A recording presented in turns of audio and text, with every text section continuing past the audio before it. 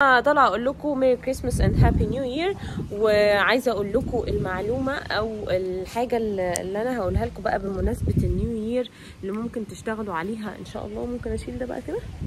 من اهم الحاجات اللي ممكن تشتغل عليها ان شاء الله في النيو يير هي انك تسال نفسك كل ما تيجي تعمل حاجه او كل ما تيجي تبتدي تفعل حاجه، اسال نفسك هل انت بتتحرك من نقطه خوف او من نقطه قوه.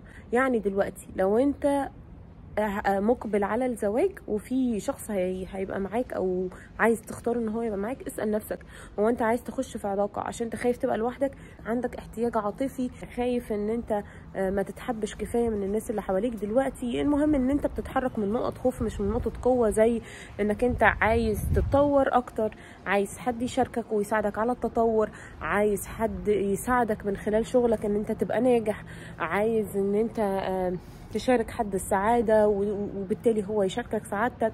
ففي قيمة أعلى من الخوف أو من الاحتياج. ده بالنسبة للجواز، وبالنسبة لأي حاجة تانية أنت مقبل عليها اسأل نفسك أنت داخلها ليه. الحاجة التانية اللي ممكن تشتغل عليها هي أنك تختبر استحقاقك. اختبر استحقاقك إزاي؟ أنك مثلا لو أنت عايز تتجوزي أو أنت عايز تتجوز ومش متأكد انه انت مستحق للزواج او مستحق مثلا للفلوس، هتعمل تمرين بسيط قوي ان انت تغمض عينيك وتبتدي تتنفس كويس، وبعدين تخيل انه في شخص بالمواصفات اللي انت عايزها كلها، والشخص ده انت حابه واكنك عارفه من زمان، وبيقول لك انا بحبك وعايزه اتجوزك وعايزه اكمل معاكي. شوف الاحساس بتاع ده ايه. لو حسيت ان انت عادي ومستقبل ده يبقى استحقاقك عالي. لو حسيت ان انت مش مستقبل ده وفي رفض وفي مقاومه ولا انا مش مصدق انه حد بيقول لي كده، اعرف انه الاستحقاق بتاعك قصاد الارتباط او قصاد انه حد يبقى شريك حياتك قليل. اعمل اختبار تاني للفلوس. تخيل انه جالك 1,000,000 جنيه فجاه، بقى معاك 1,000,000 جنيه. تخيل انت مصدق ده ولا حاسس بالرفض تجاه ده، او حاسس بالخوف لما انت بقى معاك 1,000,000 جنيه، او حاسس بالمقاومه.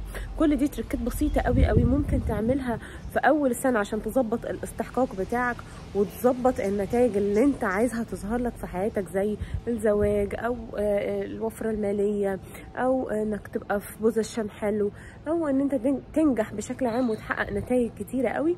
اعمل الوصفتين دول وان شاء الله باذن الله تحقق نتائج رائعه في خلال السنه الجديده 2023. كل سنه وانتم طيبين، هابي نيو يير. تعالوا بقى اعرفكم على بابلو. اوريكم بابلو بيعمل ايه. مش راضي يلبس الزعبوط بتاعه.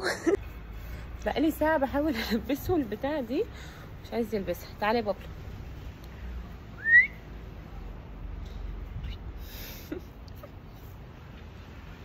البسها. That's just my baby dog. That's just my baby dog. That's just my baby dog. That's just my baby